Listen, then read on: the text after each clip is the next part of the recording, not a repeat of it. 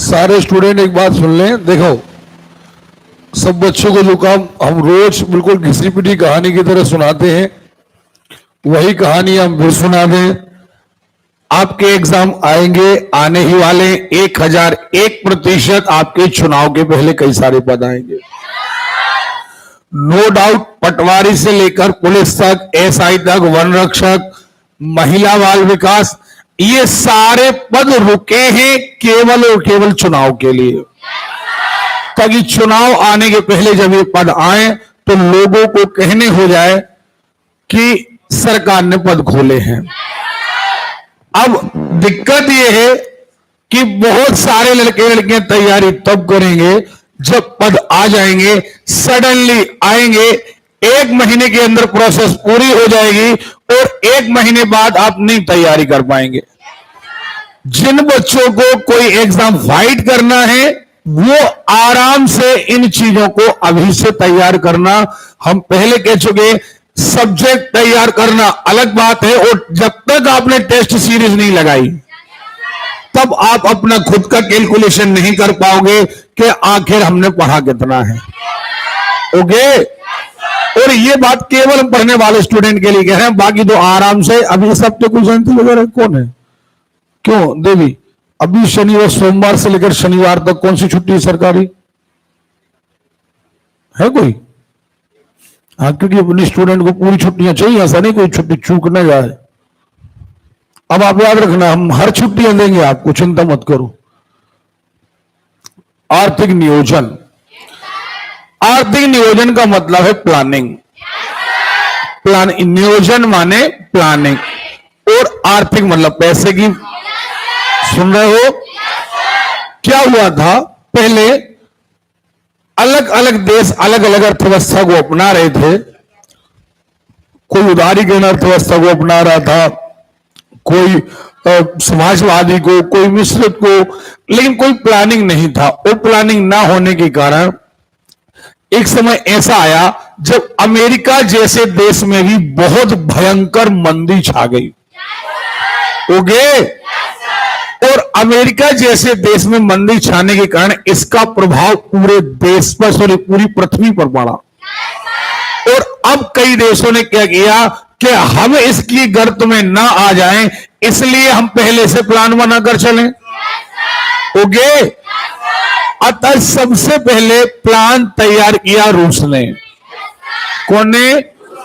और रूस ने से देखकर दूसरे देशों ने कॉपी किया, और हमारे भारत ने भी रूस से ही पंचवर्षीय प्लान को कॉपी किया। जो हम प्लान बनाते थे, अब हालांकि अब फिर प्लानिंग बदल गई है, एक नई चीज आ गई है, लेकिन पहले हम वही पढ़ेंगे जो हमें संविधान लागू होने से अभी तक आया। क्लियर है? अब देखिए, पटवारी में यहां से क्वेश्चन आते हैं, ग्रामीण अर्थव्यवस्था कहां से आते हैं?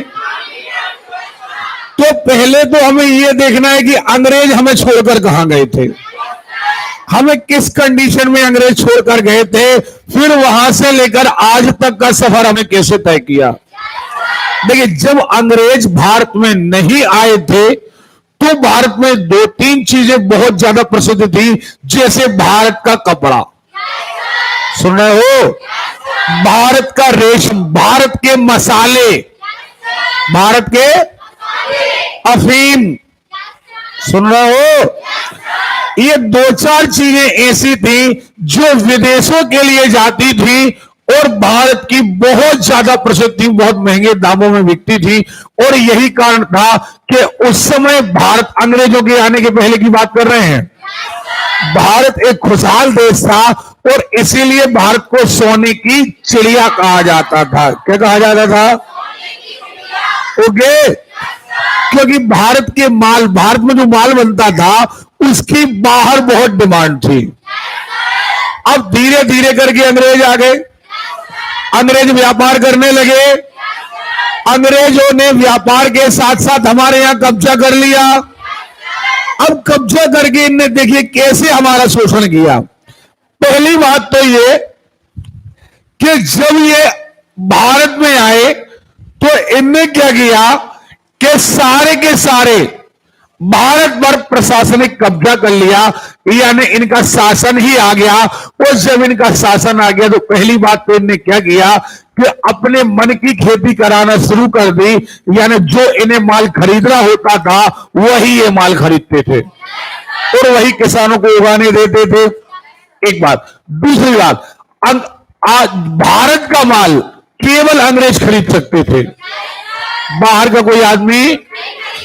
और ये भारत के माल को खरीदने लगे सस्ते दामों पर, बिल्कुल सड़े दामों पर खरीदने लगे, जबकि यही माल भारत के बाहर बिकता था बहुत महंगे दामों पर। तो लगातार भारत के जो कारीगर थे इनकी स्थिति खराब होती गई। उल्टा ये क्या करने लगे, जो अपने देश से माल लाते थे उसे महंगा बेचने लगे। सो खुद का बेचा महंगा और तुम्हारा लिया सस्ता। और उल्टा क्या ये किया, सो किया, साथ में तुमसे लिया टैक्स। हाँ या ना? और टैक्स इतना ज्यादा लिया कि पता चला किसान की उतनी आय ही नहीं। हाँ या ना? टैक्स उगाने के लिए बना दिए जमींदार, क्या बनाए? मालगुजार। क्या बनाए? जमींदार बनाए, मालगुजार बनाए। और ये गांव में ये किसके एजेंट थे? कौन के? अंग्रेजों ने इन्हें ठेका दे दिया कि भैया हम बार बार नहीं आएंगे, ये पूरा 1000 एकड़ या 2000 एकड़ जमीन हमने तुम्हारे लिए दे दी। सो इनने अपने घर ठूसे और अंग्रेजों के घर ठूसे। सो दोनों तो अच्छे खासे बड़े हो गए। पता चला 10 बोरा गेहूं निकला, इसमें से 9 बोरा या 8 बोरा जमींदार ले गए। सुन रहे हो? हर बार किसान के पास पैसों की कमी आई।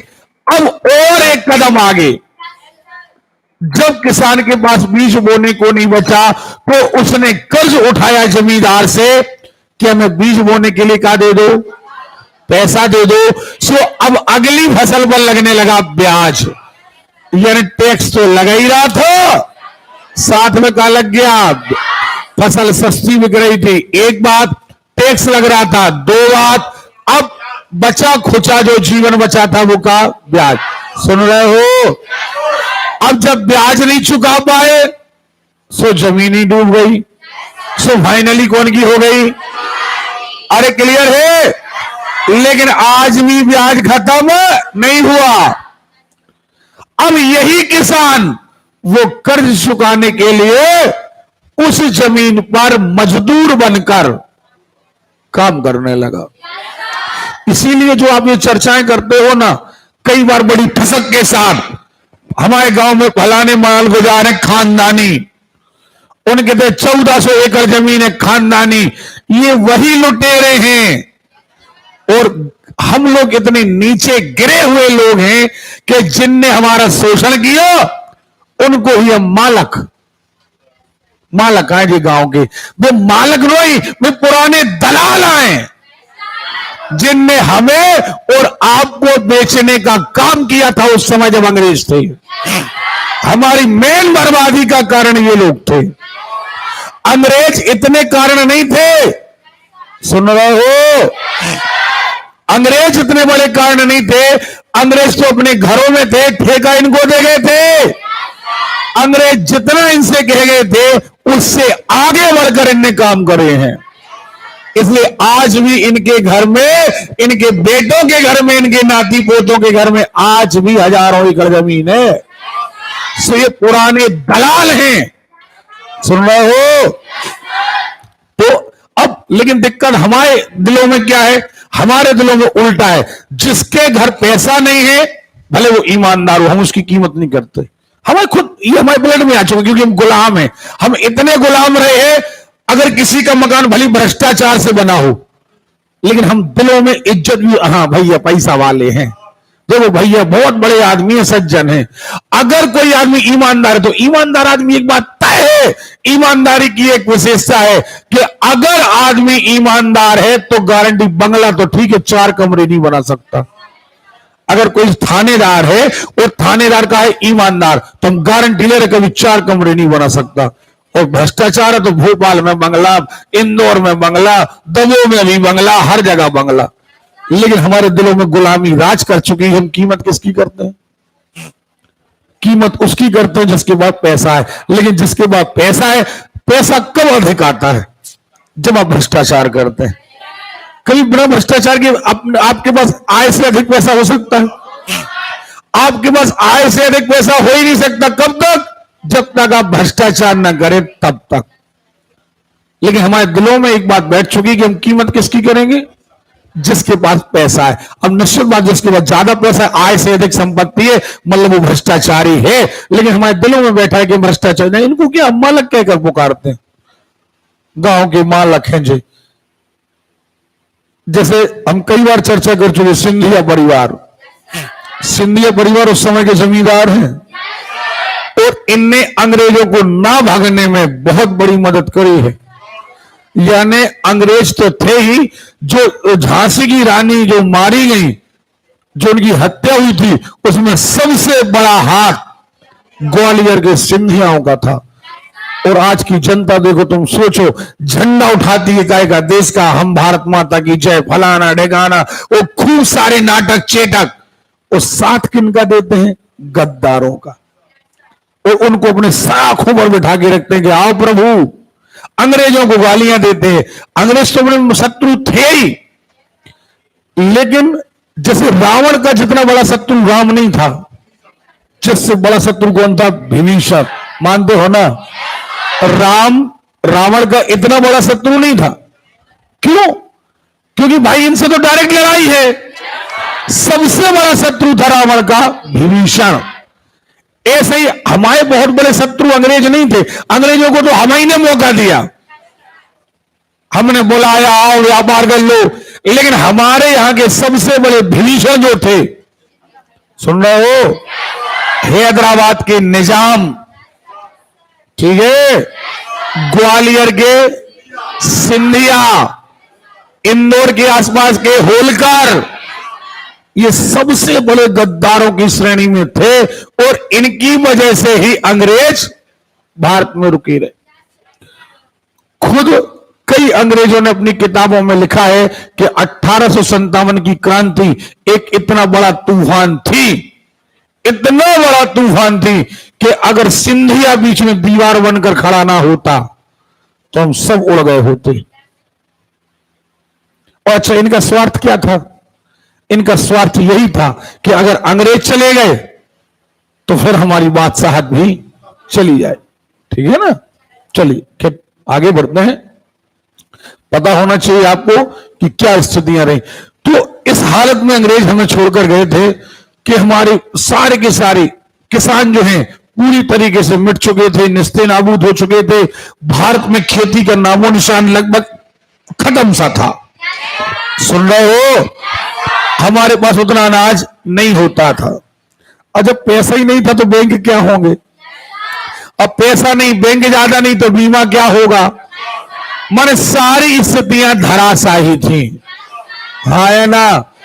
गिने चुने कॉलेज थे, गिने चुने स्कूल थे, वो भी अंग्रेजों की देन थे। सुन रहे हो? अब इनको हम देखते हैं कि आखिर हमारी स्थितियां क्या थी। बहुत ध्यान से सुनना, बहुत ध्यान से सुनना, क्योंकि ये पटवारी के पेपर में आपसे पूछा जाएगा। हम यहां से शुरुआत करते हैं कि हमारी स्थितियां क्या थी।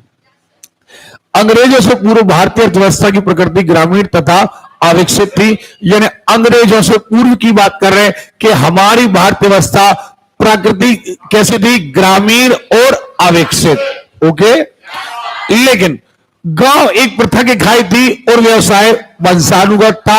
यानी जो पिता व्यवसाय करता था वही पुत्र करता था। हाँ है ना?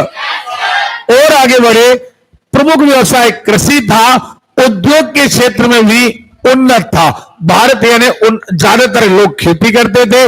लेकिन उस समय अंग्रेजों के आने के पूर्व जो व्यापार थे, कहीं कपड़े का व्यापार, कहीं मसाले का व्यापार, बहुत उन्नत था। सुन रहे हो? आगे देखते हैं, भारत द्वारा उत्पादित रेशमी व सूती वस्त्र विश्व में उत्तम क्वालिटी के माने जाते थे। अभी बताया था आपको, नहीं बताया था? ये पूरे वर्ल्ड में इनकी डिमांड थी। आगे बढ़ते हैं। यहां संगमरमर का कार्य, नक्काशी का कार्य, सोने चांदी के आभूषण, पत्थर पर तराशी का कार्य बहुत ही उत्तम किस्म का होता था, अतः इन्हें निर्यात किया जाता। क्लियर है? निर्यात की वस्तुओं में अफीम और मसाले। देखो कितनी बढ़िया बात आई है एक यहां देखना आप, संगमरमर का कार्य, नक्काशी का कार्य, सोने चांदी के आभूषण, पत्थर तराशी। अच्छा एक बात बताओ, बहुत अच्छी बात सुनना जरा। आपने ताजमहल देखा? कई लोगों ने नहीं देखा तो सुना होगा। भारत में ताजमहल जैसे कई मकबरे हैं। ताजमहल जैसे कई मकबरे हैं। भारत में सबसे ज्यादा भारत महलों के लिए प्रसिद्ध है, पता है आपको? और अगर एक एक महल देखने आप जाओगे, एक एक महल देखने आप जाओगे तो कई एकड़ में फैला एक एक महल। और अगर आप देखोगे तो आज की मशीनें भी उतना अच्छा काम नहीं कर सकती जितना उस समय के कारीगर। आपको यह लगेगा कि अगर इस तरफ की पत्थर पर कोई डिजाइन है तो सेम उतनी ही ऊंचाई पर उस पत्थर पर डिजाइन है। ये दो चीजें। पहली बात यह कि भारत में अच्छी क्वालिटी का संगमरमर और पत्थर होता था। और नंबर दो, यहां के जो मजदूर थे ये उस समय आज के इंजीनियरों के बाप थे। नहीं आ रही बात समझ? आ रही है? आज के इंजीनियर 50 बार मुआयना करने के बाद भी जो काम नहीं कर पाते, उस समय के लोगों ने ये कारनामे कर दिखाए।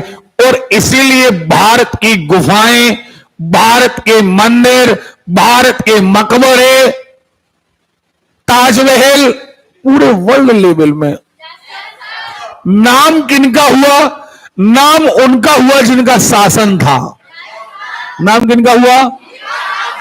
जिनका शासन था। हमने कहा ताजमहल शाहजहां ने बनवाया, हमने कहा भैया जहांगीरी महल फलाने ने बनवाया, ये महल ढिकाने ने बनवाया। लेकिन अपन बेसिक अगर आ जाएं तो बेसिक बनाया तो वो किसने था? कारीगर ने। किसने? अरे भैया राजाओं ने बनवाया होता। अगर कोई कहता है मुगल बादशाहों ने बनवाया होता, अगर मुगल बादशाहों ने बनवाया होता तो मुगलों का राज्य भारत से लेकर अफगानिस्तान तक था। अफगानिस्तान में ताजमहल क्यों नहीं है भाई? एक यहां बनवा देते, एक वहां भी बनवा देते तो 3-4 ताजमहल हो जाते। कारण क्या है कि केवल ताजमहल जैसी चीजें भारत में ही हैं।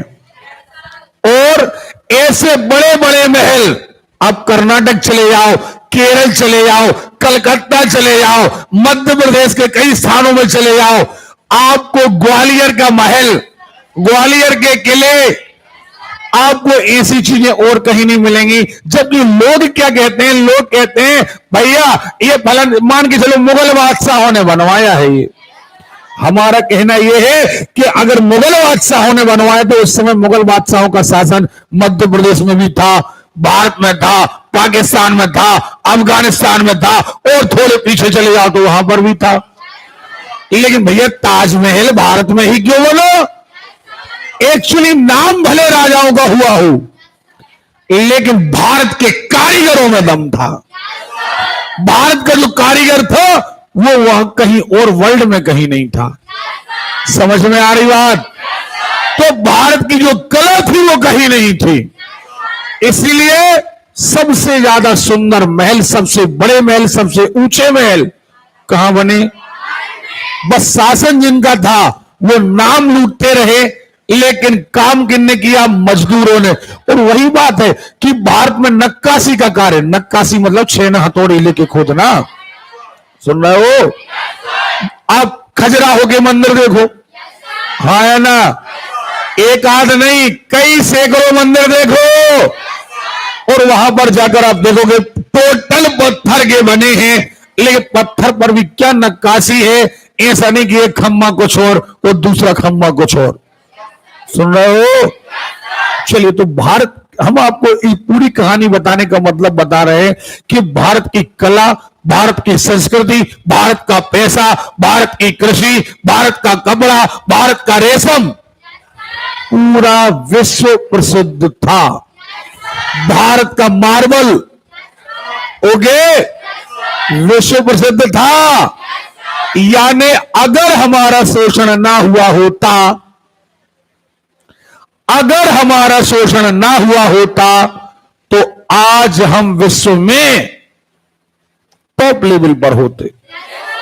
आज जिन अंग्रेजी भाषाओं को हम अपना स्टेटस समझते हैं, वो अंग्रेजी भाषाएं हमारे लुटने पिटने का सबूत हैं कि हम लुटे हैं, हम पिटे हैं, हम कुटे हैं और हम बर्बाद हो गए हैं, लेकिन स्टेटस हमारा वही है। समझ रहे हो ना? तो इतनी सारी चीजें देखो ये लिखी है अर्थव्यवस्था में कि हमारा कितना सारा बर्बाद हुआ। निर्यात की वस्तुओं में नील, अफीम, मसाले शामिल थे। इस प्रकार 17वीं व 18वीं शताब्दी तक भारतीय अर्थव्यवस्था अपने परंपरागत स्वरूप में गतिमान रही। 18वीं शताब्दी तक। अब 18वीं शताब्दी में जब पूरी तरीके से अंग्रेज 1857, सुन रहे हो, फाइनली अंग्रेज पूरे भारत पर छा गए। एक आध जगह नहीं, आ तो गए थे 1600 में। कहां गए थे? अच्छा, एक बात तो अर्थव्यवस्था के माध्यम से हम आपको बता दें, क्या होता है, आप सोचते हैं आज की, क्योंकि आप बहुत दूरदर्शी नहीं हैं। आपने समाज में देखा होगा, कई बार हम चर्चाएं करते हैं, जैसे पथभ्रष्ट लोग आते हैं, कई लोग धर्म से जुड़े लोग आते हैं, कई लोग राजनीति से जुड़े लोग आते हैं और समाज को गिराने का काम करते हैं, और हम और आप उसका हिस्सा बन जाते हैं। हम सोचते हैं कि इनसे हमें कोई घाटा नहीं। अकबर के समय सबसे पहला अंग्रेज आया था, ठीक, 1600 के आसपास। तो कितनी खतरनाक प्लानिंग थी उनकी, कितनी खतरनाक प्लानिंग थी उनकी।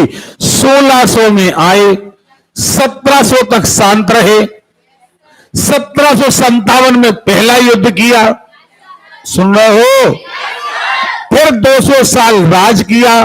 प्लानिंग देखो आप, मतलब यह है कि आप किसी को यदि ढील देते हैं और अगर उसकी प्लानिंग सक्सेस हो गई तो वो आपकी पीढ़ियां बर्बाद कर देता है। अंग्रेजों ने यही किया कि वो आए 1600 में बड़े प्रेमी बनकर, बड़े सॉफ्ट बनकर, और 1900 आते आते तक हमारी पीढ़ियों को बर्बाद करके चले गए। आज भारत जैसा देश कर्जदार देश है, जो खुद सोने की चिड़िया कहलाता था। सुन रहे हो? अगर हमने इन्हें मौका ना दिया होता, अगर हमने इन्हें मौका ना दिया होता तो क्या आज हमारी ये हालात होते? हमने उस समय 4 अंग्रेजों को मौका दिया, 4 को दिया 40 आए, 40 को दिया 400 आए, 400 को दिया 4000 आए। सुन रहे हो? और एक दिन ऐसा आया कि हम भारत के लोग इन मुट्ठी भर लोगों के गुलाम हो। ठीक, क्या हो गया? ये बड़ी दिक्कत है यार।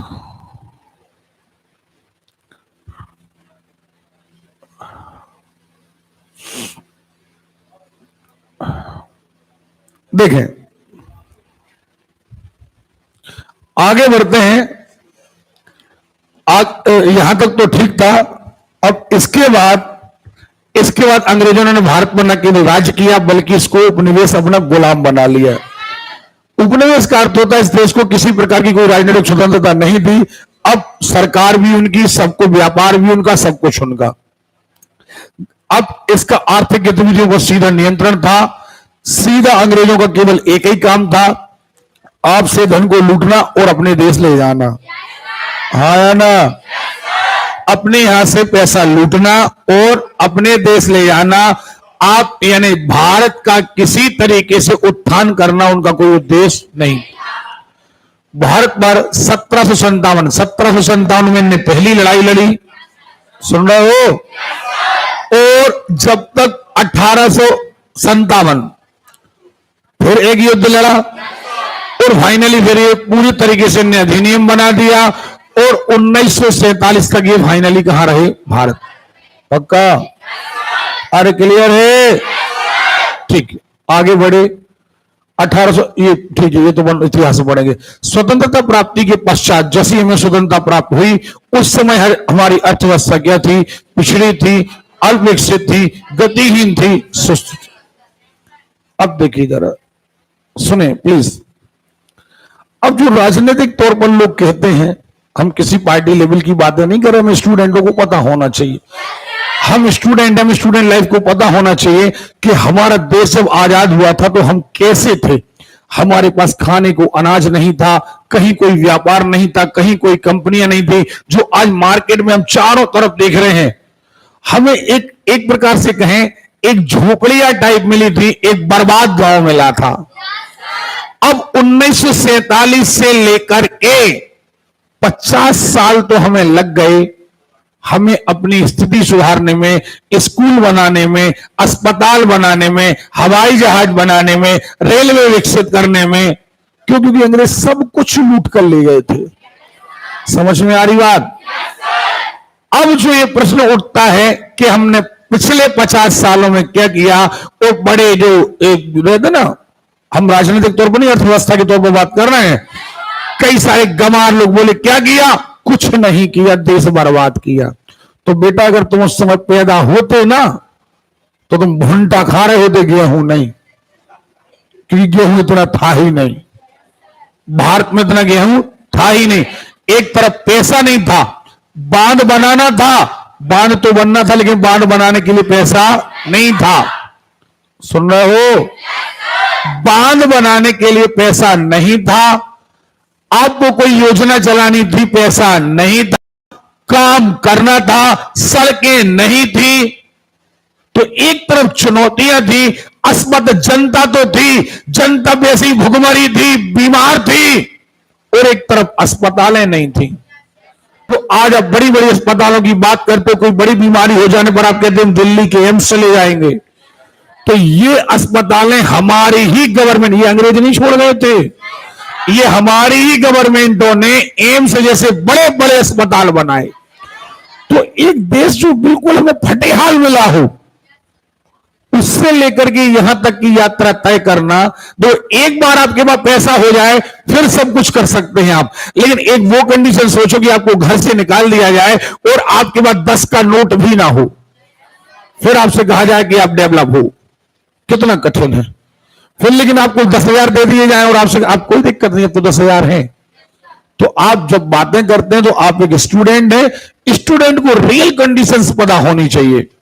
तो हमारी स्थिति हमें ऐसी मिली थी कि हमें बिल्कुल कुछ भी हमारे पास नहीं था। किसी भी देश का विकास उस देश की कृषि एवं उद्योग के लिए मशीनरी, विपणन सुविधा, परिवहन, संदेश वाहन आदि पर निर्भर करता है। आपको देश को आगे बढ़ाना है, दिक्कत क्या हो रही है यार? चल गया उसको, यहां से बंद हो रहा क्या?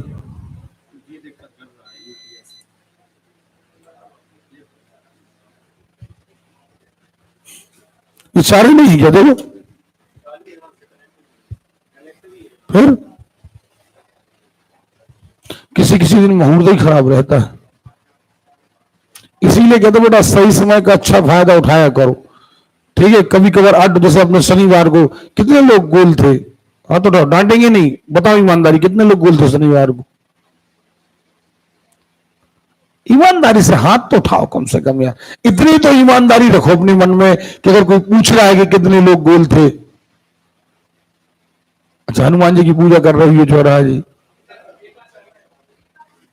ठीक।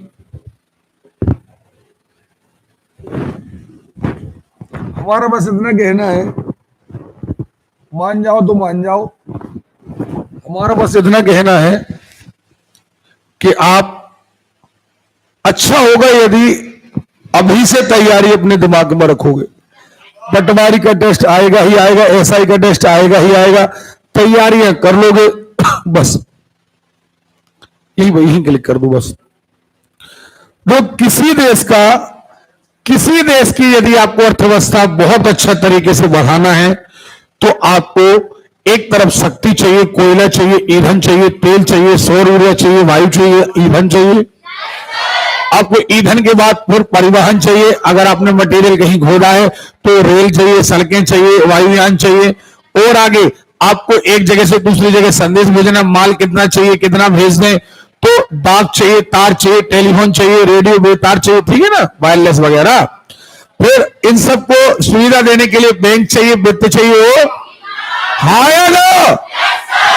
आगे बढ़ते हैं, विज्ञान और टेक साइंस चाहिए, हाँ या ना।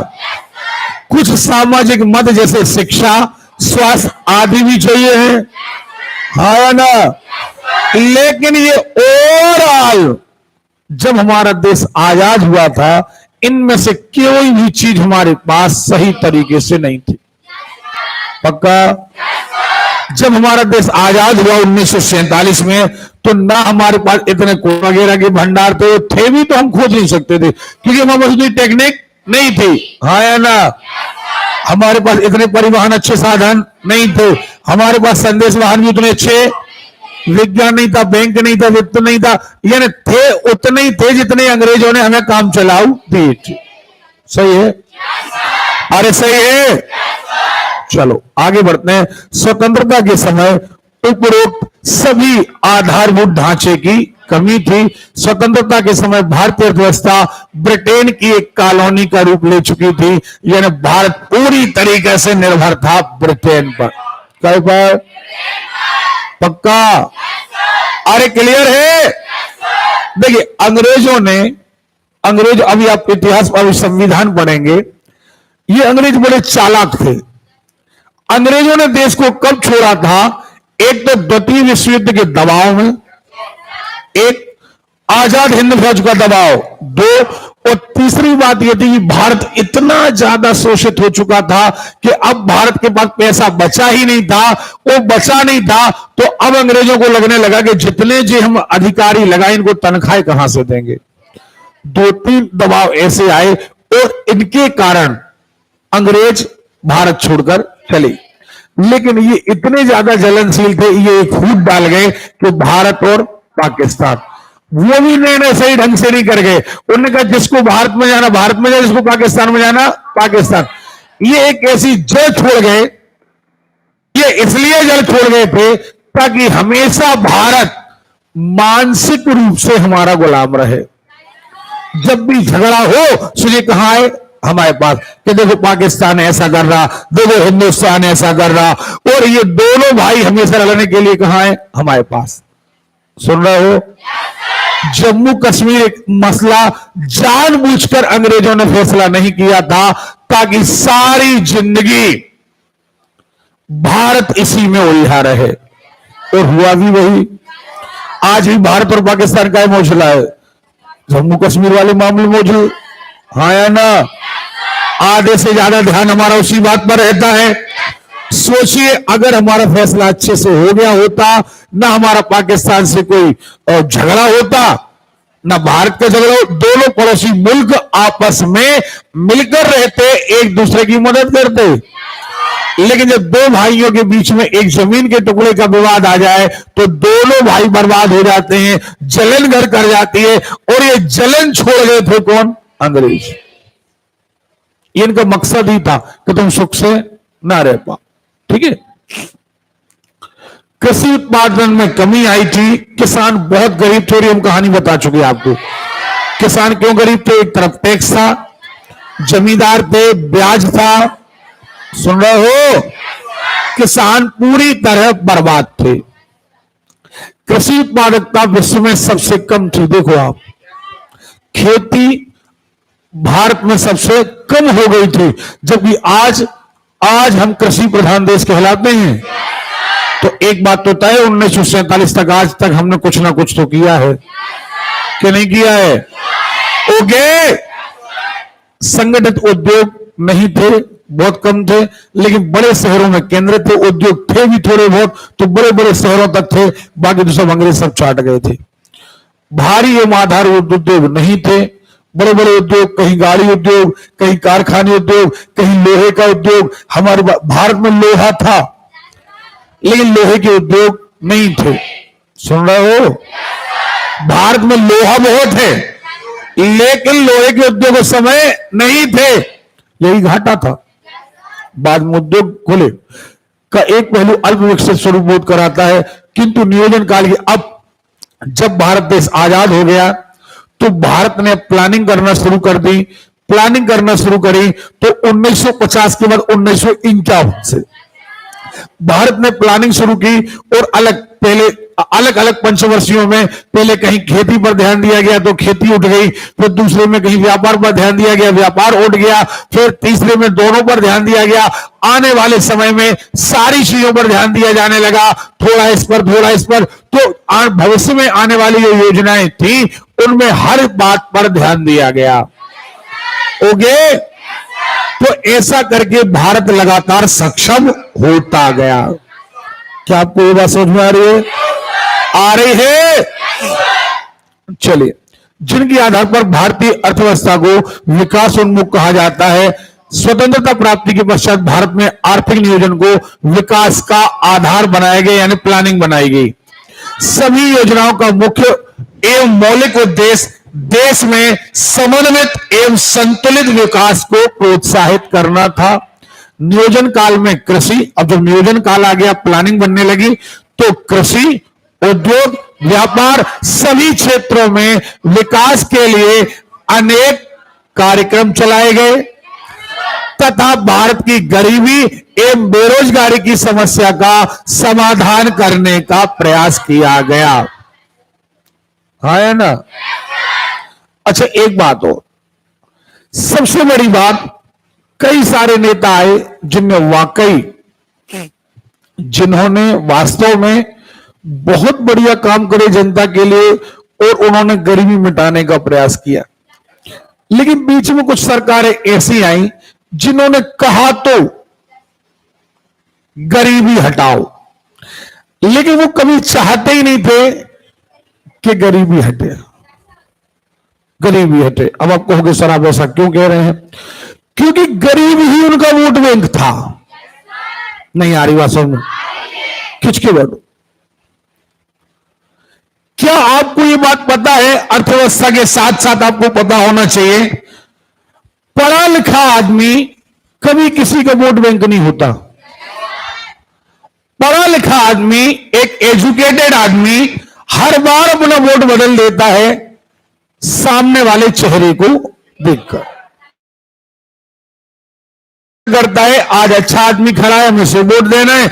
अगर वही आदमी कांग्रेस में खड़ा है, वहां वोट देना है। अगर वही आदमी आम आदमी पार्टी में खड़ा है, मुझसे वोट देना, मतलब वो आदमी के कैरेक्टर को देखकर वोट देता है।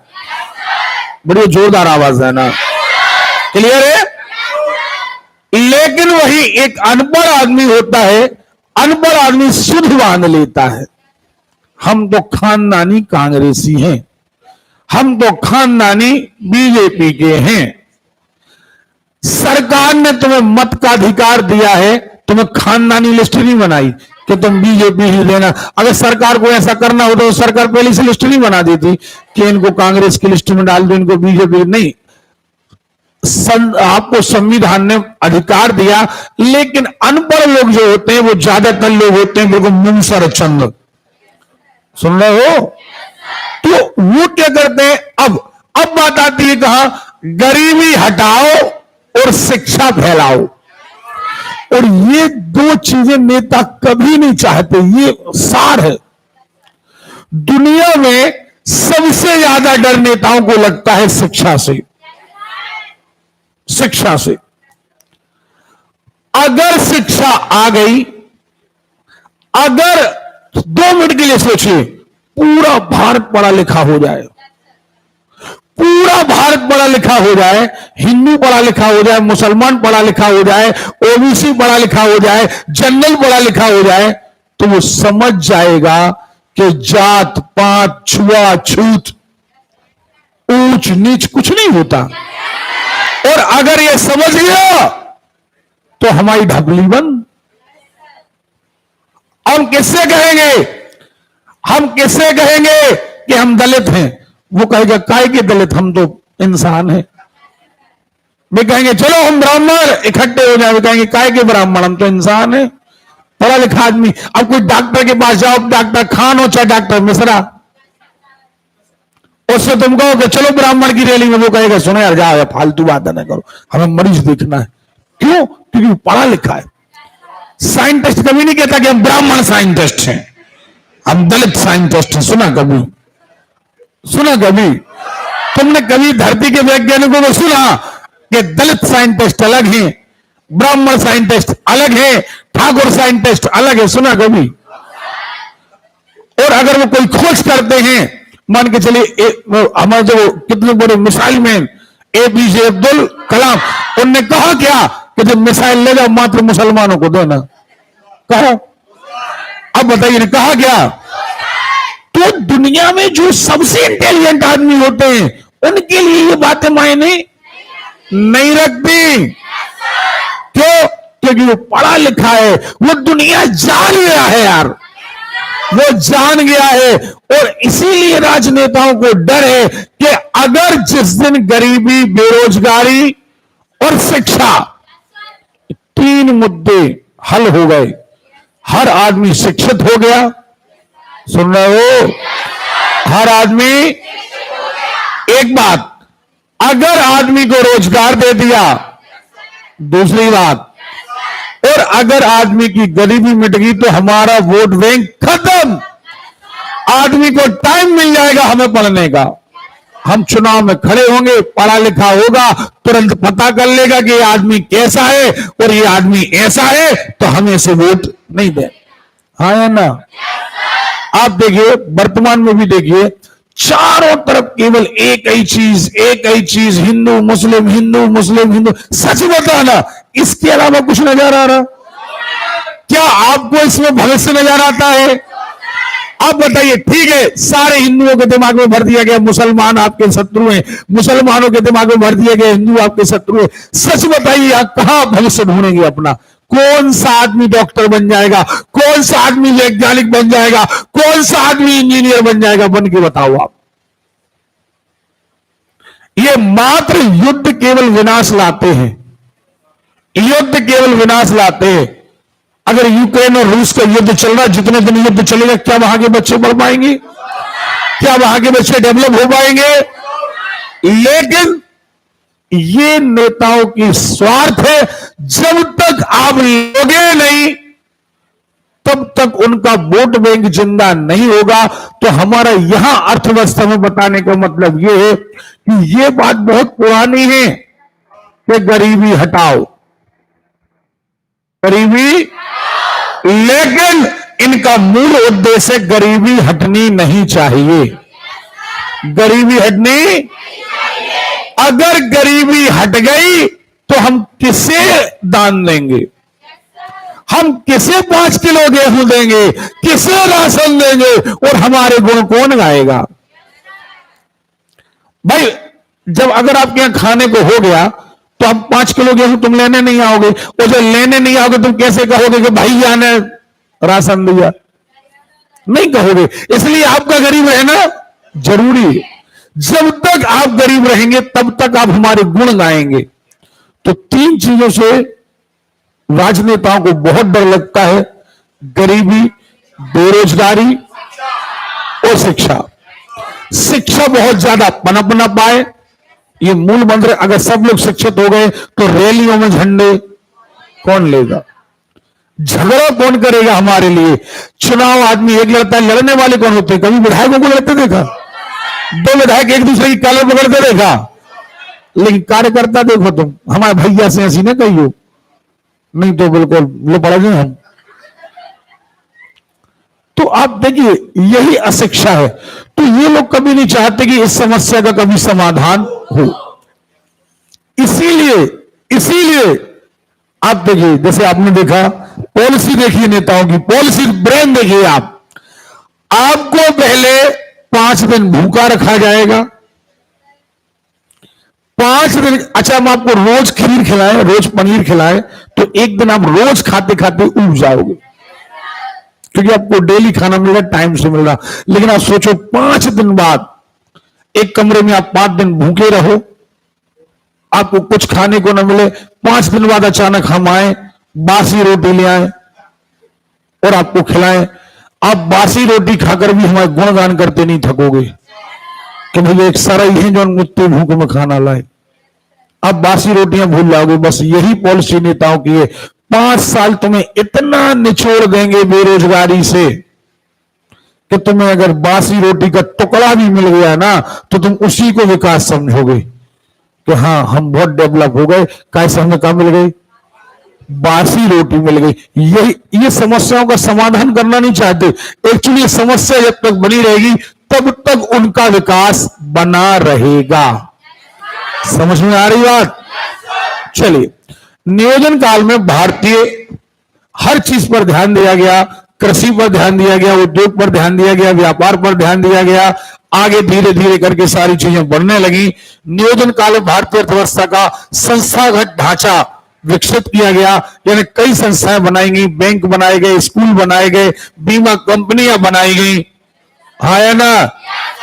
जिन उद्योगों को और ये परमिट दिए गए, उन्हें परमिट देकर के एक प्रकार का कंपनी बना दी गई। सुन रहे हो? इसीलिए भारत में लिमिटेड, प्राइवेट लिमिटेड, सुन रहे हो, महारत्न कंपनियां, इन कंपनियों का जन्म हुआ। ठीक है। बढ़ता सार्वजनिक विकास व्यय, बैंक एवं बीमा कंपनियों का राष्ट्रीयकरण कर दिया गया। क्योंकि भैया पहले क्या होता था, जो अंग्रेज बैंक छोड़कर गए थे, उन बैंकों का मेन काम था लोन देना, लोन, ओके, लोन देना और ज्यादा से ज्यादा पैसा लेना। सुन रहे हो? जो आज प्रथा फिर शुरू हो गई। आज आप देखो, बजाज फाइनेंस, प्राइवेट फाइनेंस कंपनियां आपको इजीली पैसा देती हैं। इजीली पैसा क्यों देती हैं? क्योंकि इन्हें अपना पैसा कई गुना करना है। आप एक किस्त बाउंस होते हो, एक किस्त बाउंस होते हो, मान के चलिए कोरोना काल लगा था, कोरोना काल लगा था, या आपकी फसल बर्बाद हो गई। आप देखिए, आप एक किस्त बाउंस होते हो, आपके यहां 1 घंटे में, 1 दिन में 4 फोन आएंगे। अब आजकल तो युवा लोग, सब लोग कम से कम मोबाइल तो फाइनेंस करा ही लेते हो। आपने एक बात देखा होगा, एक किस्त बाउंस होगी, 1 दिन में 4 फोन आएंगे, अलग अलग एजेंट आएंगे, वहां गांव यहीं लोकल के गुंडों को ठेका दे दिया जाता है कि आपको पैसा, वो आपको इतना मानसिक तरीके से टॉर्चर करेंगे कि आपको हर हाल में किस्त भरना ही होगी।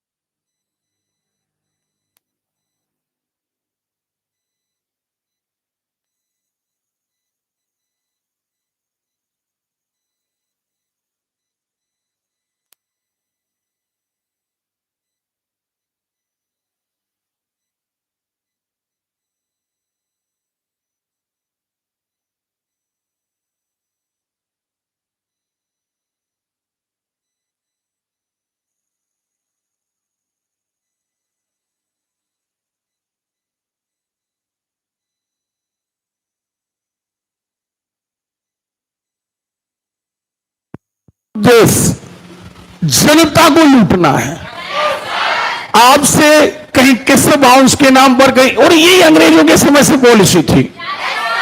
ओके, ज्यादा से ज्यादा पैसा कमाना, ज्यादा से ज्यादा धन लूटना, ना चुका पाने पर नीलामी कर देना। समझ में आ रही बात? सो आप लोग एक बात याद रखना, पैसा भरना अच्छी बात, लिया है तो देना, लिया है तो, लेकिन कभी कभार जब जिंदगी में ऐसे मौके भी कभी आ जाते हैं कि जब है ही नहीं पैसा, अब क्या करें भाई? हमने तो कोशिश नहीं करी थी कि ना हो पैसा, लेकिन जब शटर बंद है, दुकान बंद है, पैसा है ही नहीं है, तो इतना याद रखना, अपन से बड़ा ताकतवर कोई नहीं। पैसा देंगे सम्मान से, चमका, ये जो 2 कौड़ी के लोग बजाज अजाज के कभी ये लोग आए, वो कभी चमकाने का प्रयास करें, अच्छा कमरा में घुसेड़ के दिया करो किस्तें। 4 दोस्त इकट्ठे हो गए, किस्तें मांगना बंद।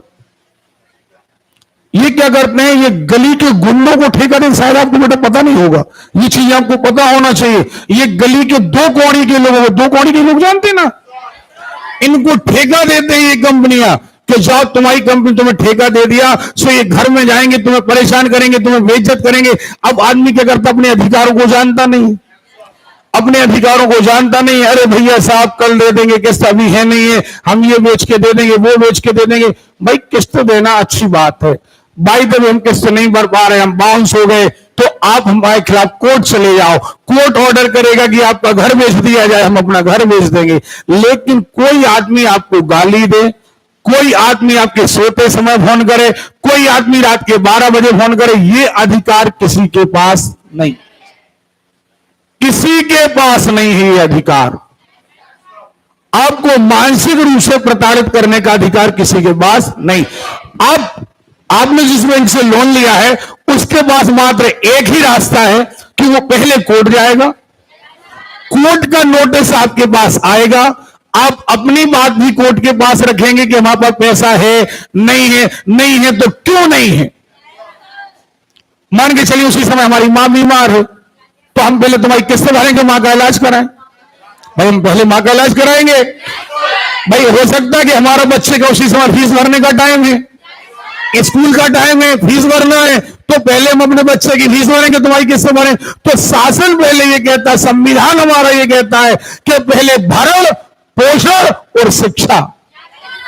सुन रहे हो? अगर ये चीजें हैं तब जाकर के आपका लोन भरा जाएगा, अदरवाइज पहले बच्चों का जीवन बर्बाद करके आपका पैसा नहीं चुकाया जाएगा। समझ में आ रही बात? सो ये चीजें कुछ, क्योंकि ये एजेंट जो है ना, ये अपने आप को बहुत बड़ा 30 मार्क का समझते हैं, बहुत बड़ा 30 मार्क का समझते हैं। वो कभी ऐसा वक्त आए, वो कभी डेमो देखना हो तो हम मैसेज भेजेंगे किस्तों भरने का, आना डेमो देखना यहां, कि भाई कितना बढ़िया किस्तें देते हैं हम। खास तौर पर उनके लिए जो आते हैं कि सर हम अब ही आ रहे, अब भाई ले हैं किस्तें। आप विश्वास करो, हमारे कई मित्र तक हमसे बढ़िया फ्री हो गए कि सब आपने जो अच्छा कहो। एक लड़का, विश्वास मानो, भी यहां लेटर दिखा रखा है, हम दिखाएंगे कभी।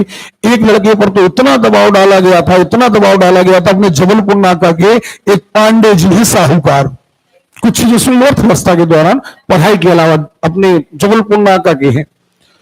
एक लड़के को उसने इतना प्रताड़ित किया यार, अब यह लेटर लिखा रखा है, उसने सुसाइड करने का सोच लिया।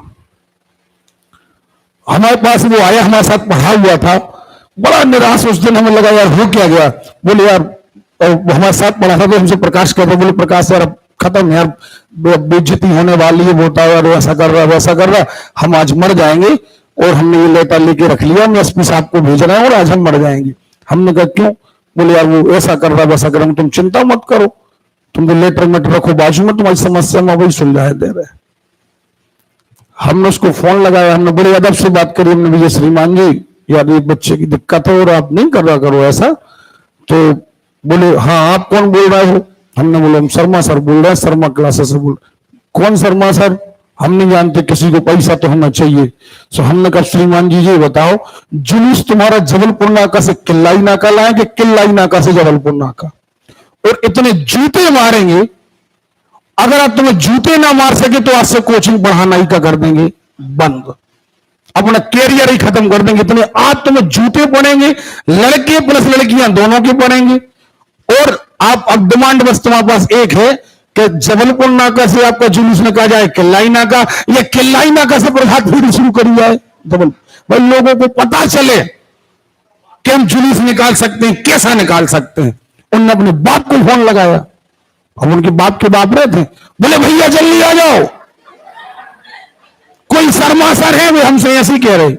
अच्छा, उनके बाप हमें जानते कि जितने लड़का हम पाले उतने तुम कहते बैठे ही है, कहने की बस देरी है, पता चलो 2 बच्चों में मैसेज करो चलो जुलूस निकालने, वो तो चल पड़े। जब मम्मा की अर्थी निकाल सकत तो जो तो कुछ मुझे यहाँ है, इनको तो तुम जब चाहे जुलूस निकाल सकत। उन्होंने बताया कि बेटा उल्झो मत, अगर उसने कहा है तो जुलूस निकल ही आएगा।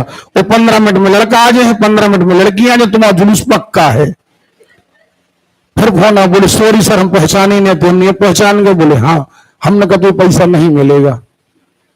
बोले नहीं सर मूल दिलवा दो, हमने कुछ नहीं मिलेगा, तुम मुद्दे की बात बताओ करना क्या है। बोले सर ठीक है, धीरे धीरे करके 2-2 हजार, जब हर महीना 10,000 ब्याज लेता था। फिर मूल मुद्दे की बात आई कि सर ठीक है 5-5 हजार करके, आज भी लड़का 5-5 हजार रुपए दे रहा है, चुका रहा है, चुक जाएगा पैसा। लेकिन आप देखिए लोगों को कितना प्रेशर बना दिया। यहां लेटर लिखा रखा है मेरे पास कि वो आत्महत्या के लिए उतारू हो गया था। सोचिए अगर वो आत्महत्या कर लेता उस दिन हमसे नहीं मिलता, और बाय द वे आत्महत्या कर लेता, तो आप सोचिए कि ये लोग अपने पैसे का लाभ कमाने के लिए कितना हद तक उतर जाते, कितना शोषण करे, उसके परिवार का क्या होता। तो ये कंपनियां जो होती हैं, अब लोग कहते हैं, जैसे एक इंटरव्यू लिया था, बोले सर आप मां साहब हो के गुंडा हो, हमने पूछा था। तो अब देखिए हम यहां जब तक अर्थव्यवस्था बढ़ाते हैं तब तक मास्टर, लेकिन जब ऐसी कंडीशन में आ जाए तो क्या करना, बेटा ईमानदारी होता क्या करना चाहिए आप बताइए ना, क्या करना चाहिए जब एक आदमी दूसरे के प्राण हरण करने पर ही उतारू हो जाए, क्या करना चाहिए, कहां तक अपन अपने सीमा में रहेंगे। तो कई बार जिंदगी के पाठ ऐसे हैं, हमने कई बच्चों को देखा, हमने टीवी फाइनेंस करा ली, अब टेंशन में है, किस्तें नहीं आ रही, वहां से एजेंट आ रहे, हम टीवी उठा ले जाएंगे। उनका अधिकार नहीं है टीवी उठाने का, उनका अधिकार अब राइट है, वो कोर्ट जाए, कोर्ट ऑर्डर करेगा कि टीवी उठा लो या ना उठा, तब अदरवाइज वो सामान फाइनेंस करने के बाद आपका जब्त तो नहीं कर सकते। लेकिन हम और आप अपने राइट नहीं जानते, इसलिए हम शोषित हो चुके हैं। हमारा एक फंडा बन चुका, झगड़ा में कौन पड़े, सल लफड़ा मुझे, वो तो बिदोई बिदाऊ है, वो नहीं सुलझने वाला।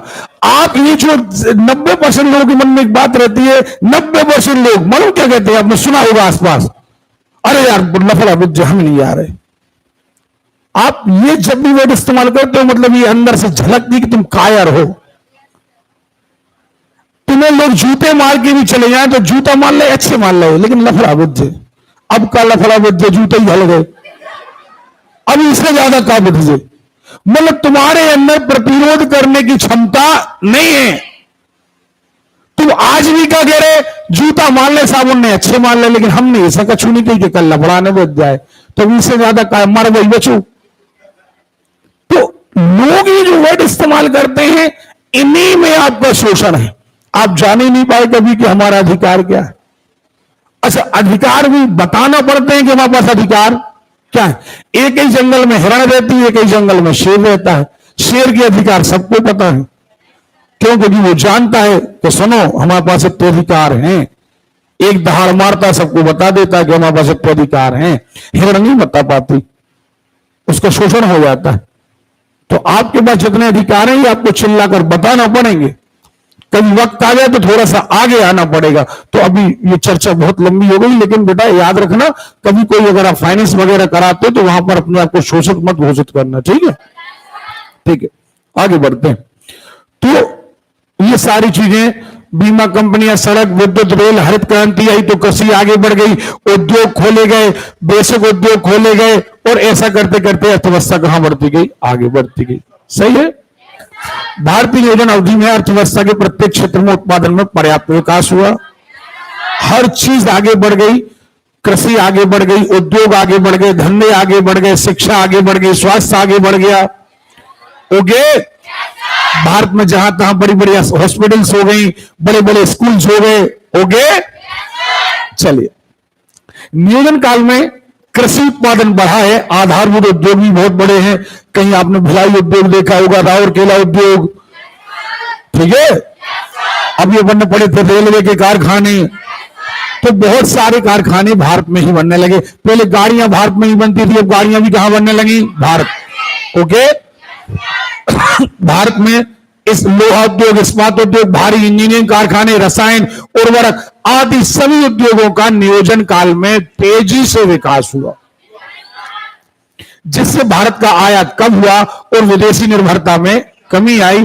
भारतीय नियोजन में मौलिक उद्देश्यों में समाजवादी अर्थव्यवस्था की झलक मिलती है। यानी भारत मिश्रित अर्थव्यवस्था को तो मानता है, लेकिन जो झलक है वो कौन सी है? समाजवादी।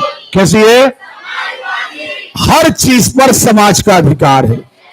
चलिए, समाज में व्याप्त आर्थिक विषमता एवं शोषण को समाप्त करने के लिए नियोजन काल में अनेक कदम उठाए गए। अब ये विषमता को दूर करने के लिए कई कदम उठाए गए। क्या उठाए गए? जैसे जमींदारी प्रथा को समाप्त कर दिया गया। जमींदारी प्रथा को, भूमि पर कृषि को अधिकार दिलाना, यानी जो किसान था उसे जमीन का अधिकार दिला दिया गया। यानी जमीन का मालिक अब कौन हो गया? किसान, अब जमींदार नहीं है। बंधुआ प्रथा समाप्त कर दी गई। पहले आपने सुना होगा बंधुआ प्रथा थी, आदमी को बंधुआ बना लिया जाता था, कुछ कर्ज दे दिया जाता था, बदले में गुलाम बना लिया जाता था। यह प्रथा क्या कर दी गई?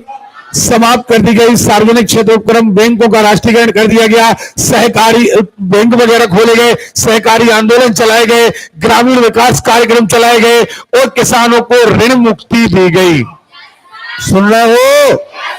इसीलिए आपने सुना होगा समय समय पर किसानों के ऋण माफ किए जाते हैं कि कहीं वो ब्याज के तले लॉन्ग समय के लिए, लंबे टाइम के लिए दब ना जाए।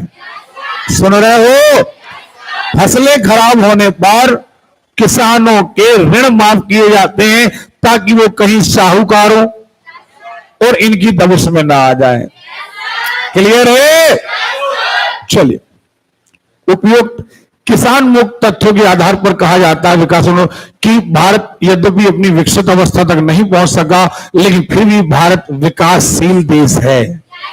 अच्छा बताइए, अब आपको समस्याएं समझ में आई हैं या नहीं आई हैं? तो अभी ये क्वेश्चन आपसे अभी जमींदारी प्रथा के बारे में आएगा। सुन रहे हो? बहुत सारी चीजों के बारे में आएगा और हम बार बार कह रहे बेटा देखो, सारे बच्चे मेरी बात सुन लेना। आप अभी आराम से संविधान पढ़ोगे, आराम से अर्थव्यवस्था पढ़ोगे, तो ही आपसे परीक्षा के क्वेश्चन बनेंगे। केवल सन रट लेने से आपका एग्जाम फाइट नहीं होगा। अभी आपने ज्योग्राफी का पेपर हल किया, जरा खिसके बढ़ो पहले आप।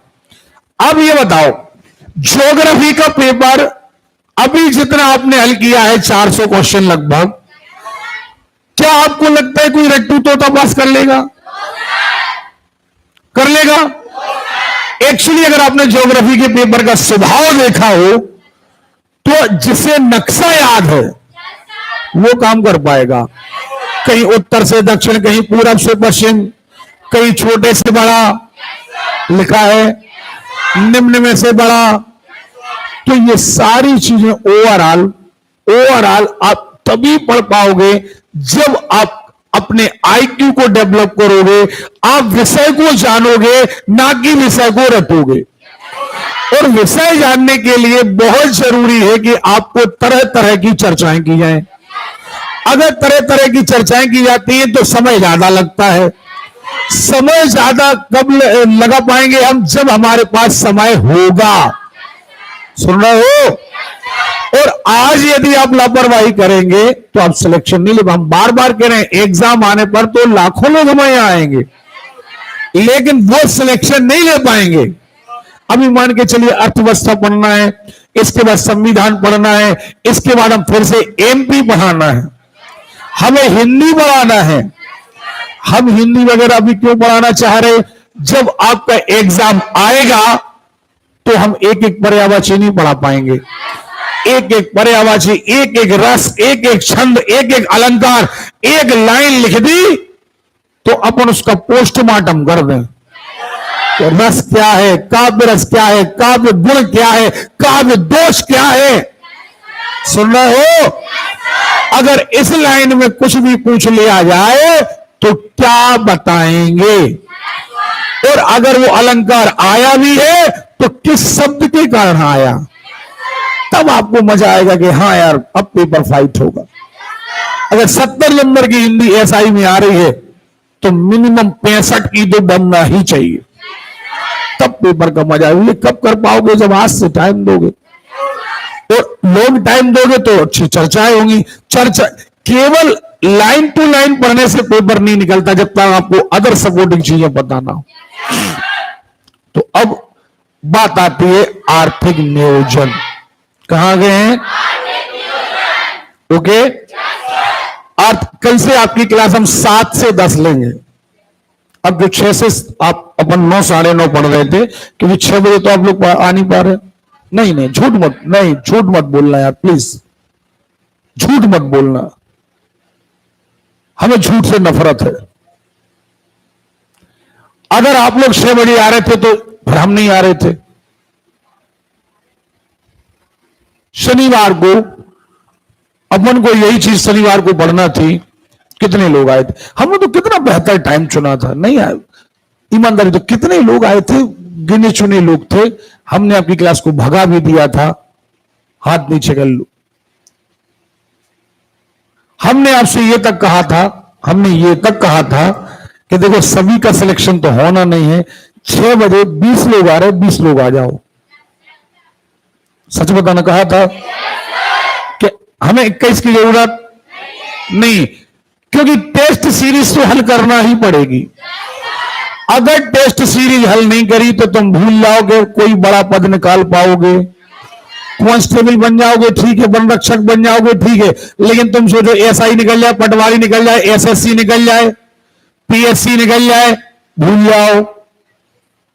आप तब तक नहीं निकाल पाओगे जब तक आप टेस्ट सीरीज नहीं लगाओगे, और टेस्ट सीरीज के लिए आपको सेपरेट टाइम चाहिए। अब टेस्ट सीरीज की एक विशेषता और है कि आपको कंटिन्यूटी चाहिए, बिल्कुल लगातार चाहिए। आप यदि आज ये कर रहे हैं कि हम आज आए हैं कल नहीं आए, तो आपकी टेस्ट सीरीज कोई काम की नहीं। वहां तो स्टूडेंट चाहिए 20 रहे, लेकिन अपन को पता ही है कि 20 ही है। तो जब 20 के 20 आ गए, अपन ने कहा फुल क्लास आ गई, अपन ने पढ़ाना शुरू कर दिया। अब हमने आपको ऑफर दिया था भैया जितने लोगों को 6 बजे आना वो 6 बजे आए, जितने लोगों को 7:30 बजे आना वो 7:30।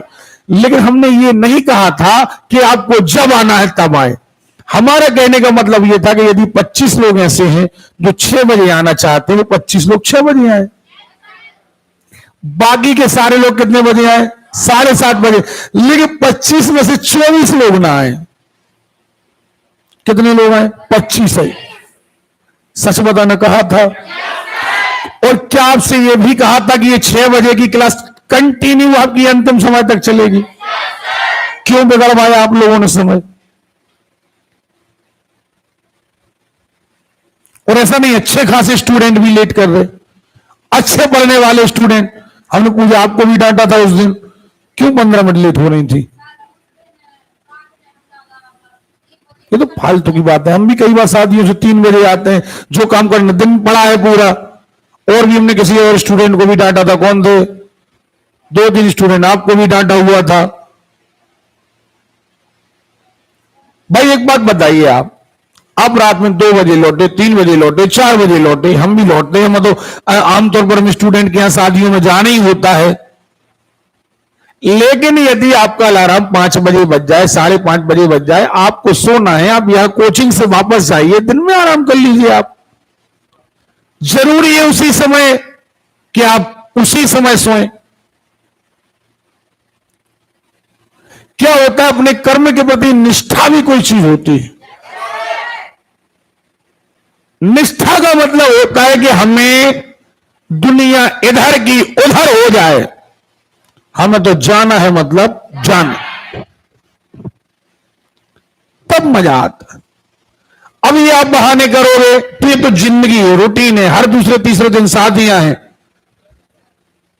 हर दूसरे तीसरे दिन हमारे यहां रिश्तेदार आ रहे, रात में मामा मामी आ गए, मौसा मौसी आ गए, अपन गप्पे कर रहे हैं, हम कहां रोक रहे हैं।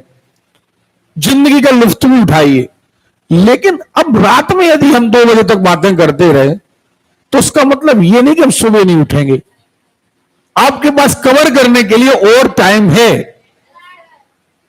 अब अभी आप 10 बजे यहां से छूट जाते हैं, आप घर जाइए, खाना खाइए, आराम से 2 घंटे 3 घंटे 4 घंटे आराम कर लीजिए, आप कवर कर लीजिए अपने आप को। लेकिन ये कोई तरीका नहीं है कि आप 15 मिनट लेट आ रहे, आधा घंटा लेट आ रहे। हम बार बार आपसे कह रहे, आप गांठ बांधने से बात की, सिलेक्ट वही होगा जो 4 सब्जेक्ट, साइंस 1, ज्योग्राफी, दोनों ज्योग्राफी, संविधान, भारत की अर्थव्यवस्था, हिंदी, इन सब्जेक्ट्स को line to line with test series के तैयार करेगा। अब संविधान का चैप्टर में 3300 क्वेश्चन है। कितने हैं? यानी इन जैसे 3 टेस्ट हैं, भारतीय 36, 3500 क्वेश्चन है। यानी मोटे तौर पर अगर अपन आपका इसका गुणा कर दो तो 3 टेस्ट है। अब अगर अपन ऐसे जैसे टेस्ट करें ना 100, तो 36 दिन चाहिए। कोई मजा नहीं ऐसे टेस्ट हल करने में। आप भले हम पढ़ा रहे हैं, हम आपको टेस्ट सीरीज भी हल करा रहे हैं, सब करा रहे हैं, लेकिन आप विश्वास मानिए मुझे मजा नहीं आ रहा। मजा आता है तब जब एक दिन में कम से कम 400 क्वेश्चन हो, 300, 350, 400। गलत करें तो 4 टाइप निपटे, अर्थव्यवस्था करें तो एक टॉपिक निपटे। हम फॉर्मेलिटी सी कर रहे हैं, हम वो पढ़ाई कर रहे हैं जिसमें हमारी खाना पूर्ति हो रही है। 100 सवाल टिक हो गए, ज्योग्राफी खत्म हो गई, फिर हमने अर्थव्यवस्था पढ़ ली है। यही तो कोचिंग है। अब विश्वास मानो, यही कोचिंग है। ये कोचिंग है जो हम आज पढ़ रहे हैं अभी, ये कोचिंग है। 1 घंटा ये, 1 घंटा ये, 1 घंटा ये कोचिंग है। और कोचिंग से सिलेक्शन नहीं होते, सिलेक्शन होते हैं टारगेट से। टारगेट से कल हमारा टारगेट है 500 क्वेश्चन हमें ज्योग्राफी के करना है, ये टारगेट है। कल हमें अर्थव्यवस्था का ये टॉपिक निपटाना है, ये हमारा टारगेट है। कल हमें अनुपात का अध्याय खत्म करना है, ये हमारा टारगेट है। हर दिन का एक मोस्ट टारगेट होना चाहिए। और जब तक वो टारगेट नहीं है तब तक पढ़ने का ये कोचिंग है। ये 1 घंटा ज्योग्राफी कोचिंग है, 1 घंटा इकोनॉमिक्स ये कोचिंग है, 1 घंटा हम कहेंगे चलो अब थोड़े सवाल निकालो, ये कोचिंग, यही तो कोचिंग है। ये टारगेट नहीं है। हम झूठ आपसे इसलिए नहीं बोल रहे, नहीं तो आप कहोगे सर अपना टाइम पास करने के लिए हम खुद कह रहे हैं ये बात। हम 3 घंटे भी पढ़ा देना ऐसे, तुम 30 साल सिलेक्ट नहीं हो पाओगे। 30 साल। मजा कब आता है? जब 6 बजे लड़के लड़की आ जाए और अर्थव्यवस्था का लेक्चर चालू हो जाए। 3 दिन, 10 दिन का काम कितने दिन में? अर्थव्यवस्था खत्म। अनुपात का अध्याय 6 बजे से पढ़ा 9 बजे तक, 3 दिन में अनुपात खत्म। लेकिन सच पूछा जाए तो हमारा एक भी स्टूडेंट इस समय हमारी मदद नहीं कर रहा। आप बिलीव करो। देखो बेटा, एक पारिवारिक बात कर रहे हैं, मतलब कोचिंग के माध्यम से नहीं।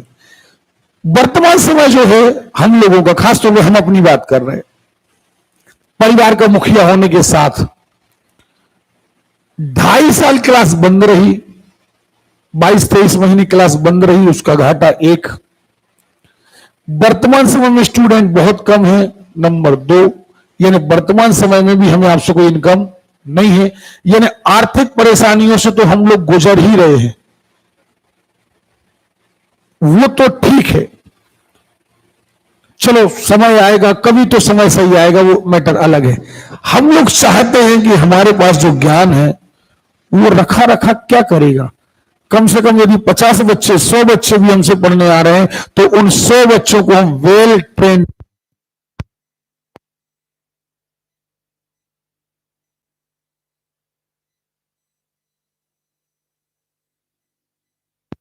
पद्धति पर आना पड़ता है। हमें मजबूरी में ये कोचिंग पढ़ाना पड़ती है। हम कभी कोचिंग पढ़ाना चाहते नहीं, ये नहीं पढ़ाना चाहते आपको कि हम 1 घंटे आपको अर्थशास्त्र पढ़ाएं, 1 घंटे हम आपको गणित पढ़ाएं। हम नहीं चाहते आपको पढ़ाना, लेकिन आप लोग हमें मजबूर करते हैं कि सर हमारे साथ कोचिंग जैसा व्यवहार करिए। और हम आपको एक बात बता दे रहे, बेटा ऐसे में सिलेक्शन आपका कभी नहीं होगा। आप टारगेट करके नहीं चलोगे, आपका टारगेट यदि फास्ट नहीं है, आपके टारगेट में दम नहीं है, आपके टारगेट में फोर्स नहीं है। जैसे एक मिसाइल रेंगते हुए कहीं चली जाए तो क्या कोई काम की है? मिसाइल कब काम की है? जब उसमें फोर्स हो, तेजी हो, बिल्कुल एकदम फोर्स के साथ किसी देश पर अटैक करी है, तब वो मिसाइल काम की है। ऐसे ही आपकी तैयारी है। हम लोगों की थोड़ी सी भावनाओं को समझो। वर्तमान समय आपसे इनकम का नहीं है, आपसे 1 रुपए की इनकम हमारे लिए नहीं है। बहुत क्रिटिकल टाइम है हम लोगों का, थोड़ा बहुत नहीं, बहुत क्रिटिकल टाइम है। फिर भी आप लोगों के साथ चाहते हैं कि आपको हम बहुत अच्छी जगह लेकर जाएं। कम से कम पैसा भी ना मिले तो ना सही, लेकिन कम से कम धर्म तो मिले, कम से कम नाम तो मिले। आप उस चीज को थोड़ा सा, हम ये भी कह रहे, जो बच्चे रोज नहीं आ सकते वो भी क्लास बंद कर दे, वो 2 तारीख से क्लास आए। और अगर आपने ये 6 बजे वाला बैच बंद करा लिया, सुबह 1 घंटे 1.5 घंटे का टाइम आपने क्लोज करा लिया, तो आप विश्वास मानिए आपकी जिंदगी का बहुत सुनहरा अवसर आपने खो दिया। क्योंकि टेस्ट सीरीज आपको जो हम हल करा रहे हैं, आप यूट्यूब पर सर्च कर लेना, आप सारी क्लासेस हल कर लेना। ऐसे आपको हजार क्वेश्चन कोई हल नहीं कराएगा, और आप सर्च करके देख लेना।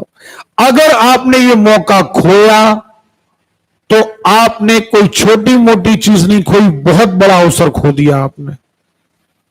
अब तय आपको करना है, लेकिन हम ये खेल नहीं करेंगे, हम ये बर्दाश्त नहीं करेंगे। हमारे अपने कुछ नियम हैं, हमारी अपनी कुछ मर्यादाएं हैं। हम ये नहीं बर्दाश्त करेंगे कि आप 6 बजे आज आते हैं, कल नहीं आते हैं, परसों आते हैं, अगले दिन नहीं आते हैं, फिर आप कहोगे सर हम आ गए, सो आप पढ़ा दो। हम नहीं करेंगे ऐसा। अब वो बच्चे हाथ उठाएं जो 6 बजे से 9 बजे तक आ सकते हैं।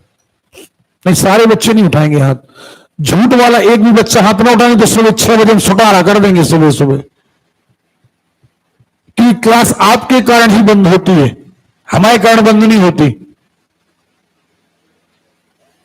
कितने लोग नहीं आ पाएंगे 6 बजे? परमानेंटली ना आएंगे, परमानेंटली नहीं आए,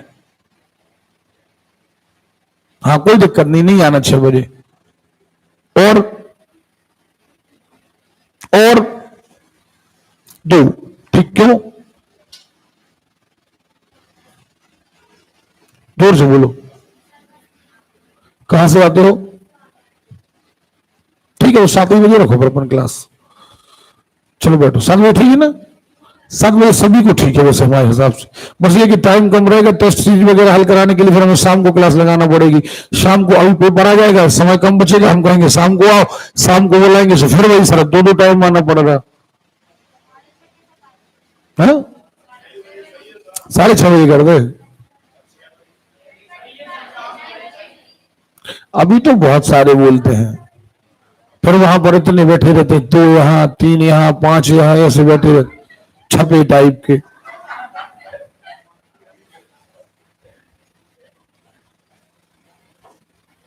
हमें कोई दिक्कत नहीं, मुसाद वही से पढ़ाने तैयार है।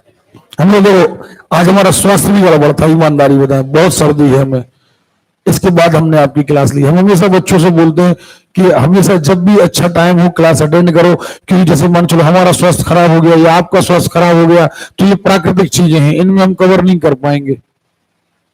हम मान के चलो कल हमारी तबीयत ज्यादा खराब हो जाए, हम नहीं आएंगे पढ़ाने, मान के चले ऐसा, तो फिर क्या होगा? उस दिन हो गया ना आपका नुकसान।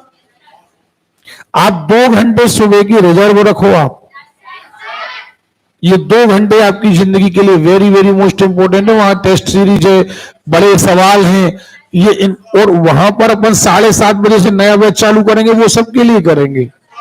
लेकिन ये सुबह के 1.5 घंटे तो आप कम से कम 1.5 से 2 घंटे यूज करो। आपको हिंदी में कर्म करना है 5000 क्वेश्चन हल। अगर आपको एसआई में 65 नंबर चाहिए, अगर आपको पटवारी में 25 में से 25 चाहिए, तो आपको 5000 क्वेश्चन की टेस्ट सीरीज यहां ऑन द बोर्ड लगाना होगी। केवल टिक नहीं, एनालिसिस।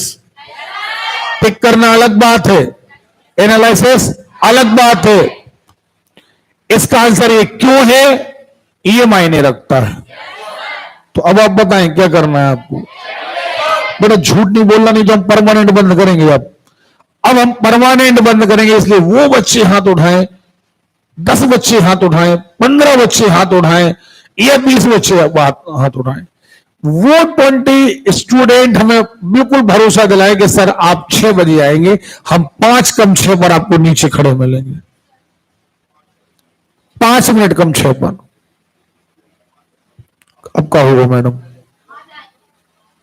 आ जाएंगे नहीं, आना ही पड़ेगा, नहीं तो भगा देंगे गेट से। और बाद में अगर तुमने ये कहा कि सर का स्वभाव खराब है और सर भगा देते हैं, सर घमंडी है, ये मैटर फिर आपका है। आप 6 बजे, हम 6:05-7-10 तक चालू करेंगे क्लास। 6:10 तक आपको छूट रहेगी। लेकिन क्लास का टाइम जब आप मेमोरी में 6 बजे बनाओगे, तब जाकर के आप 6:10 पर। अब आप 6:10 रीड कर लेते हो दिमाग में, सुबह 6:15, 6:15 पे लगा, हम 6:25 पे आए, हम जन्मजात लेट हैं। भैया नहीं देखे तुमने 7 बजे के 7:05 आ रहे। हम इसलिए कह रहे हैं टाइम रिजर्व रखो, नया बैच चालू हो जाएगा तब भी आपको इन 1.5 घंटों की जरूरत पड़ेगी। और यही वो डोज है जो आपको, ये बात याद रखो कि 8 बजे से 7:30 बजे से तुम रोटी खा रहे हो और सुबह मान के चलो काजू खा रहे हो। बहुत ताकतवर होते हैं, जरूरत है। हम आपको इसलिए सलाह अच्छी दे रहे बेटा, देखो आप हमारे वो स्टूडेंट हैं जो सबसे क्रिटिकल टाइम पर आपने क्लास अटेंड करी है। आपसे धोखा करना हमारा उद्देश्य नहीं, आपको सही राह दिखाना हमारा उद्देश्य है। हम बताना चाहते हैं कि एक्चुअली पढ़ाई है क्या। नहीं तो देखो अभी आजकल पढ़ाई हो गई ना, आधा घंटा और पढ़ाएंगे, पढ़ाई हो गई। अब आपको भी नहीं पढ़ते, आपका कहोगे सर ने वास्तव में अच्छा पढ़ा, देखो पेपर हल करा दिया, आज सर ने अर्थव्यवस्था पढ़ा दी, लेकिन एक्चुअली हमें पता है कि हमने नहीं पढ़ाया। अगर अर्थव्यवस्था हमने 6 बजे से पढ़ी होती है, 2 टॉपिक आज पूरे खत्म कर दिए होते, तब लगता कि अर्थव्यवस्था हमने पढ़ी। तो अब अपन कल से टारगेट करके चलेंगे, या तो अपन केवल पेपर हल करेंगे तो 300 क्वेश्चन पेपर, और या केवल अर्थव्यवस्था तो कम से कम 2 टॉपिक। सही है? तो कल कितने बजे आए अपन? हम कल 6:10 पर अर्थव्यवस्था का लेक्चर चालू करेंगे 9:30 बजे तक, और कल 2 टॉपिक अर्थव्यवस्था के हम खत्म करेंगे। पेपर हल करेंगे परसों हम 400 से लेकर गया, 400 के आगे अपन 400 से लगभग 800 क्वेश्चन हम परसों हल करेंगे। नोट कर लो दोनों टारगेट, ताकि आप हमें याद दिला दो। ठीक है, चलिए इसके बाद हम फिर अर्थव्यवस्था पढ़ेंगे। हम अर्थव्यवस्था 3 दिन में खत्म करेंगे, 3-3 घंटे की क्लास में। सुन रहे हो? तो कल आप लोग 6 बजे आ जाना। अच्छा माहौल बनाओ यार, अच्छा माहौल बनाओ। आप टेस्ट में याद करोगे कि हाँ सर ने कुछ पढ़ाया है। ओके, हम पढ़ेंगे कल। आज हमें थोड़ा स्वास्थ्य भी ठीक नहीं है, इसलिए हम गणित नहीं पढ़ा रहे हैं आपको, ठीक है।